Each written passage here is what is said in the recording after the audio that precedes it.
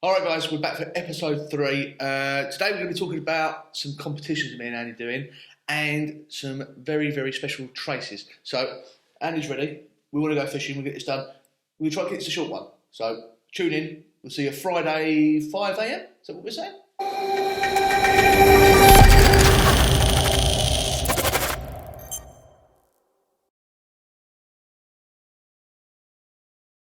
We're back, episode 3. We're looking a bit frazzled because we haven't just done episode 1, 2 and 4 on the bounce, honestly. And Charlie's going to set his timer. I am. We're going to be really strict on ourselves because we both are itching to go fishing. And we're going to set a timer and we're going to keep this one under 25 minutes. 25 minutes, guys, because we're a bit wary that 2 of them are a bit long. Yeah. We said we could do short podcasts this season, but this is going to be a short one. Okay.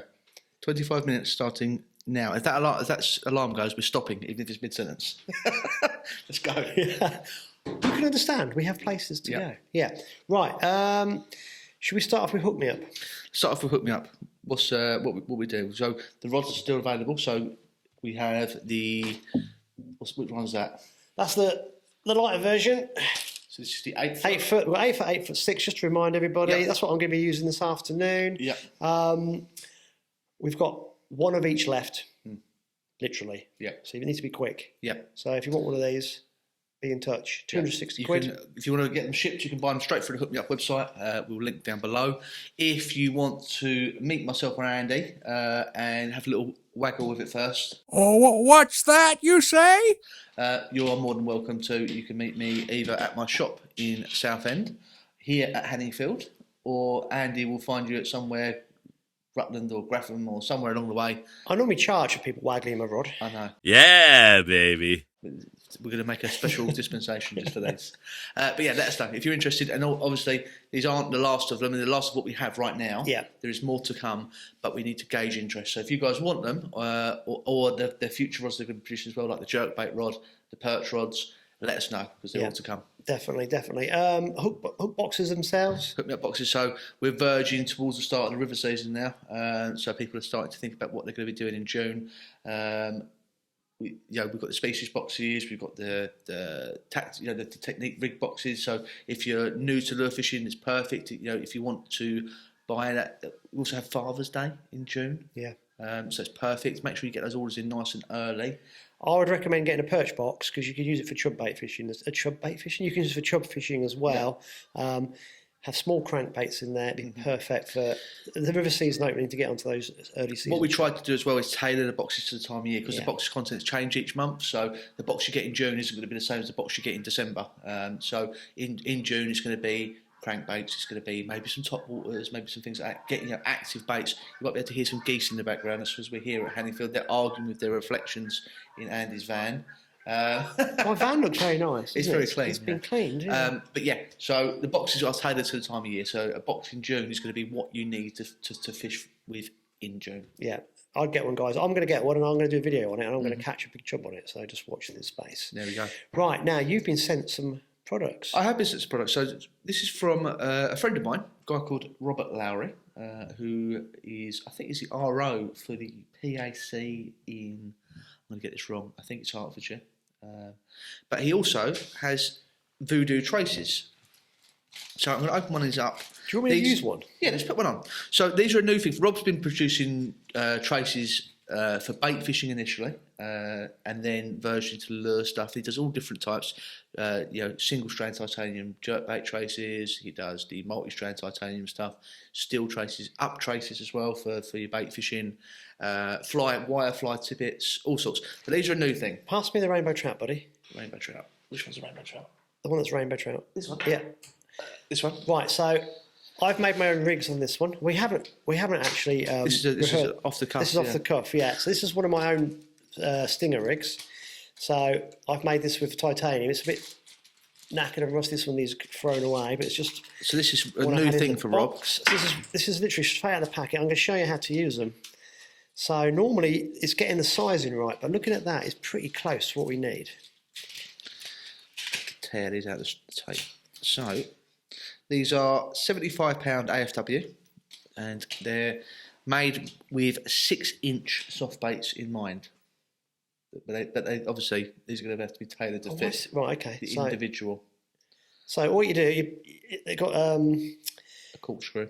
you caught it, but you changed it. So you'd probably use one with a weighted jig on, a weighted jig with a weight. So the rule of thumb is basically for every feet you're fishing, you use a gram of weight. So if you're fishing 5 foot, use 5 gram, 10, so forth and so on.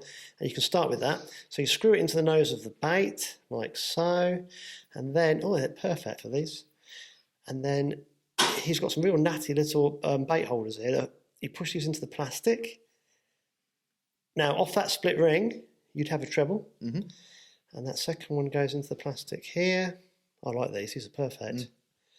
And that sits snug in the plastic there. And off that second split ring, you'd have a second treble. So it fits really beautifully to that bait. So exactly the same as my one there, but obviously mine's an old knackered rig. His is a nice, smart new one. So Andy likes to have his pre-weighted and ready to fish. What I do is I actually fish them like this, and I use like the clip-on weights that we've seen before.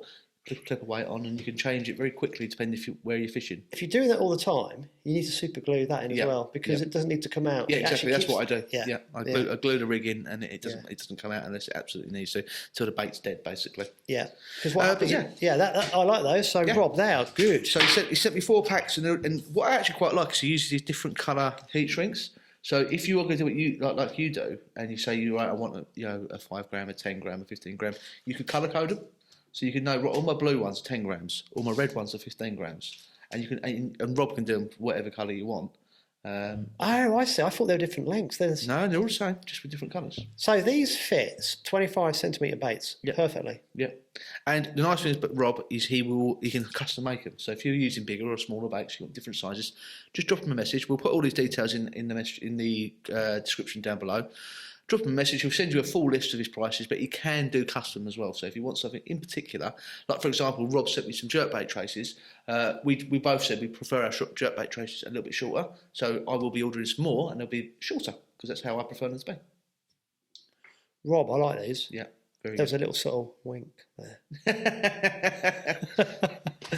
Brilliant. Good. So the last thing, Charlie. Like. So, guys, for those that don't know, the reason these are so important is when the pike hits your soft plastic, these are designed to pull out, so the hook stays in the pike's mouth, and that's free. The reason being, if you have it fixed, the pike uses the bait as a fulcrum, and it throws. It unhooks itself. Yeah. And you'll see your bait and hooks go flying through the air, and no pike is attached. That's why it has to come apart. By coming apart, it stays on. So that coming out of the bait is really, really important. I like these rigs. These look really cool. Nice one, mate. So that's our product review. We actually remembered one, which was good. Yeah, it's good. Yeah. Right. I think like I said, we're on a time limit here, so we're going to try and keep this fairly compact. But by the time this is released, we're going to be very close to Lake Challenge. Yeah. So obviously, going back to the trophy, me and Dan were partnering up for the WPC, but this year we're only doing a few events together. So myself and Charlie, we're going to play, aren't we? We are going to play. We're going to do Lake Challenges the Friday, Saturday, Sunday, first week in June. I can't remember the third, fourth, fifth, second, third, and fourth, I think. Something like that, isn't it? All the way around here, maybe. Yeah. And you're allowed out on the Thursday, but no fishing. But you can take electronics. And then I need to check the rules. It might help before we actually start. Yeah. But obviously you've got to catch pike, perch and Xander. So I'm really looking forward to this. Hey, we're just going to go and have fun. That's the idea. I know the difficulty when me and Andy pair up for these kind of things is he's super competitive and wants to win everything. I'm a bit more relaxed about things, and I'll just turn up with a box of whatever I've got on the day. And do you know what I was about to say? Go on. We've got to go catch a big pike. I'd like to catch a big pike. Yeah, I would like to catch a big pike. That is going to be my goal. If we get one thing out of it, I'd like to catch. Yeah, we need to go smash out a couple of big pike. Yeah, and then I'm fairly confident with the Xander, where they are that time of year. The perch, mate, same as last year. Me and Charlie did the perch day last year. We caught bugger all. Yeah, and the perch on Rutland are a learning curve. I think it's the nicest way to put it. Yeah, but we'll have to do a bit more homework on those. Yeah, Andy doesn't even know this yet, but what I intend to do is, whilst we're there, we're going to be doing some live feeds. Yes. So we're going to do some live streams of us fishing, keeping all of the secret stuff under a bedsheet or something, so no one can see what we're doing. hide the lures, put the crap ones out, Yeah, the ones that aren't working, or the ones that we're not good enough to use. Yeah. But we're going to trial that. You know, maybe it won't work with signal and stuff like that, but I'm going to take a tripod and a battery pack so we can actually run a live stream whilst we're fishing. I'm not saying we'll live stream the whole thing, but we'll do sections of the day, especially if we feel like there could be a chance of getting a fish live. Yeah, we're going to give that a go. So this should be quite interesting to sort of pioneer that a little bit and see if we can get it working. But I've got no expectations. I know you've got ideas. I've never fished these reservoirs this time of year. It'll be very new to me, but I'm interested to see how it's going to go. Yeah, pike will be all right. I made a few mistakes last year, but it's the perch. They are the problem. Yeah. But the nice thing is it's a level playing field because it'll be the problem for everyone. Yeah, their perch are. I think Rutland will end up doing. It's going to do some monster perch, but it's finding out where they live and how they actually move around the resi and what they actually do. Because what I thought where they would be and what they do, they don't. No. It's like or if they do, I haven't found the right place. But the thing is, even if you find the right place, then you've got to find the right way to catch them in that place. I'm confident I can catch them. Oh, right. So for you, it's purely finding them. Yeah, you can, because otherwise, if you can't find them, you can't catch anything. Yeah, exactly. So we've got to find them, but I don't. I know where people have been catching them, but you don't want to be going to places necessarily where everyone's sussed it. You want to discover new ground. Yeah, because Daniel Salida had some cracking perch last year with Marcin. They did really well. They smashed everybody outside, and they had. I think they feel that they definitely had lots of 40s. Yeah, that's a big fish. Yeah, and I know roughly where they caught them. It's very close to where we were at one point, but we weren't quite good enough to get on the spots. No. And they had them. I know how they caught them as well, what methods. So, it's where they are. I did not expect them to be. And this is what I'm in Rutland. I actually fished there yesterday and didn't do very well. And I thought to myself, Rutland, I love Rutland because it's a great leveller. Yeah. It's when you think you've sussed it, the next time you go, you can struggle. Yeah. And the perch are my nemesis there at the minute, but it's good. It's nice to have a nemesis. It's nice to have a challenge. It's a big challenge. I mean, the pike and Xander are still a challenge. Of course. Yeah, definitely. But the perch are, a bit kind of what's going on? Where are they? Yeah. But if we can find them, they're very confident we'll catch them. Oh, good. Well, that's definitely. I'm not, so at least one of us is. But we're going to do a couple this year, aren't we? So we're going to do the Lake Challenge, and then we're going to do the controversial one. The controversial one. Yeah. It is quite controversial, and I can understand why. But I am glad we're a part of it, and we can sort of witness it firsthand. Because absolutely no one has any idea how it's going to go, because it's never been done before. And that is Xander Madness. Is it mad? I think it is. Xander Madness, I think we are mad. That's September the 1st. Second. Yes, second. First into second. But it's a night match. Yeah, so it's a at night lure match at Rutland, which is, if someone had told me 2 years ago that that's what was going to happen, I'd go, it's absolutely not a chance for a million years that'll ever be allowed. It has been allowed, which is incredible. I imagine there's been all sorts of rings that have had to been jumped through to get it to be hoops. Yeah, that's been jumped through to get it allowed. Which are rings, but large ones. Yeah, it depends on the hoop. I've seen small hoops as well. But so all the boxes would have had to have been ticked to get to that point is unbelievable. And I don't suppose any of us will really truly understand that apart from the guys organising it. So firstly, big shout out for them to putting their neck on the line and doing something like that. And to Anglia and to Rutland for again, imagine the stick they're going to get for that. You know, it's a big risk for them, and it's a massive move forward for the UK lure competition scene, especially. So it's interesting, and I'm glad we're going to be a part of it and witness how it goes. I think the nice thing is nobody knows how it's going to go. Well, I don't think anyone's going to take the results seriously. No, because it's a bit of a weird one. But I think everyone's going to take the fishing is going to be really interesting, hugely interesting. And I think what will be really cool about it is we're going to. I can imagine you're going to have to buddy up with boats. Yes. For safety. For safety. Yeah. So as in not, but everyone's going to have to keep an eye out for each other. Yeah. Which is, I think, it's going to make it a really nice event. It's going to be a very friendly event. There's no point being ultra competitive. No. Because it's just a fun thing. Yeah. And we'll see what happens. But I just hope the weather's nice. Yeah. Can you imagine it being horrible? Yeah. Wet and windy. It's a long event, isn't it? So what time? I forget what time it starts. Again, I haven't looked. I think it's like 7 o'clock or 8 o'clock in the evening. It finishes at 5 or 6 o'clock in the morning. It's a long time to be out there fishing at night.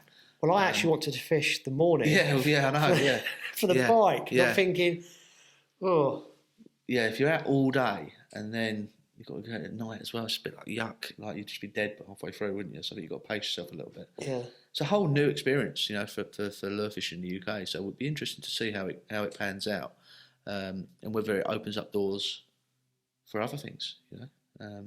But the competition scene is evolving very quickly, and it's quite nice. Well, it's organised by the Polish Anglers Association, which is Adrian Grisenda. I said his surname horribly wrong there. I apologise, Adrian. But these guys are brilliant. They're very forward thinking. I mean, Gary Palmer runs the other set of events as well. Both events, so you've got the WPC type of thing and the Polish Anglers events. They both run really well. Yeah.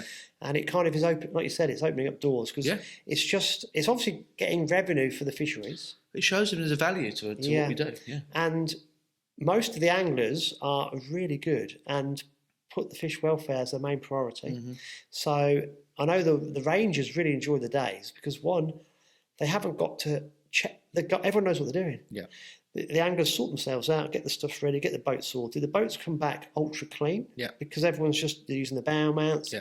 There's no nonsense with cleaning mud out of the boats. So from a logistical point of view, from the rangers, they enjoy it because it's an easy day for them. Yeah. Because you've got all these high quality anglers who know exactly what they're doing. Yeah. And they're not trying to catch trout. Mm-hmm. So it's a less stressful day with lots of anglers on the venue. Mm-hmm. I really enjoy it. And you joined me last year on the Perch Day, didn't you, for the Lake Challenge? That's right. And I said to you, what do you think? And you said, I really enjoy the environment. It's a really nice feeling amongst that group of people. I think, although there's a certain amount there's a lot of seriousness to the competition. People want to win. There's also a massive community to that group of anglers. Everyone was really friendly. Everyone was chatting before and after. Just little things like the food. You're giving a little packed lunch takeout. It means a hell of a lot. And at the end of the day, a nice hot meal. Everyone sort of stands. Rather than sometimes you see at these competitions, especially if you haven't placed or haven't done very well, pack the gear and right, I'm going to sod off really quickly. But you don't get that. Everyone, even if you had a bad day's angling, you stay behind, you have a chat, you have something to eat, a coffee or tea or whatever, and everyone sort of like chews the card, and it makes it feel like a bit more of a community. Which I liked. I really liked that environment and that feeling and everyone sort of just gelling and getting on. It was nice. It was good. I do. I think the food's really nice. I like the stews they do. Yeah, it's really good. Yeah. One of the things I noticed when I first started doing the comps with the Polish anglers that I see now in the WPC all the time as well is at the end of the day 2, once the results have been read out, they all go and shake hands. Brilliant. Yeah, I was going to say that. Yeah. As a matter of course, and that really struck a chord with me. And I thought, do you know what? That shows respect. Yeah. It's gentlemanly. Yeah. Something that comes from playing rugby, you see quite a lot. The tunnel. The tunnel. Yeah. Things like that for me make a big difference. Huge difference. Yeah. And I don't mind telling this tale. So. Go on.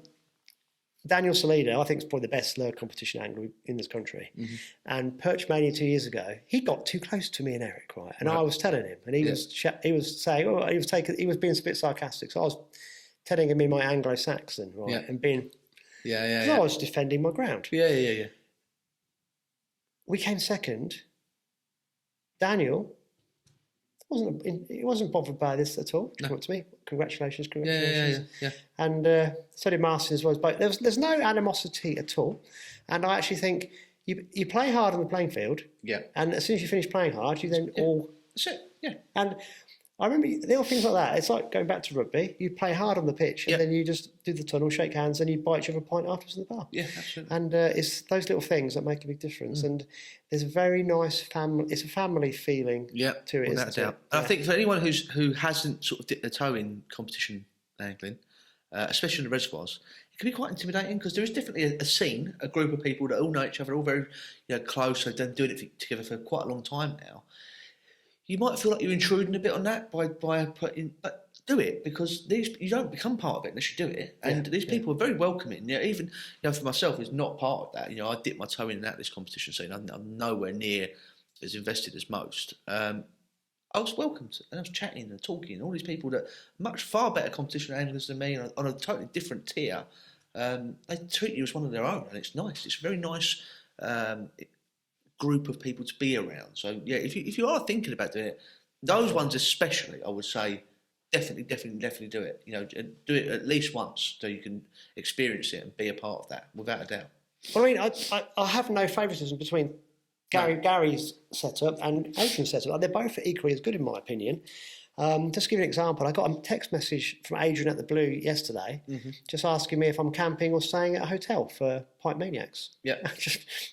Just why? Yeah, why not? Yeah. I'm going to drive up. All right, see you then. Yeah. As in, it's just nice to touch base. But Gary's just exactly the same, and that's a nice thing. I think also because the guys organising, it's a big ask, isn't it? And they've got a team behind them doing it.